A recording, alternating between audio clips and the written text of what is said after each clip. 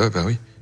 Il se trouve enterré dans un cimetière, et Fourniret va avec la dame en question déterrer le trésor, et il bute la dame. Il récupère l'argent. Il y a beaucoup de sous. Hein. Là-dessus, il peut acheter un petit château pas très loin de la frontière belge. Oui, mais à un moment donné, le prisonnier, le gars qui était en prison, qui volait son fric, sort de prison, il vient demander des comptes à Fourniret. Fourniret avait l'intelligence d'acheter non seulement un château, mais un petit appartement dans les villes voisines qui ne payait pas de mine. C'est là qu'il le reçoit. Et bon manipulateur, il parvient à le manipuler. Il dit, écoute, ta femme, moi je vais tout donner, je ne sais absolument pas où elle est passée, j'y suis pour rien. Oh la vache. J'y suis pour rien. Putain, lui, c'était vraiment... Ah, c'était une saloperie. Et puis, il s'enfuit en Belgique, en fait, à la suite de cette histoire, parce que, bon, ça tourne mal. À un moment donné, le type se rend compte qu'il lui ment.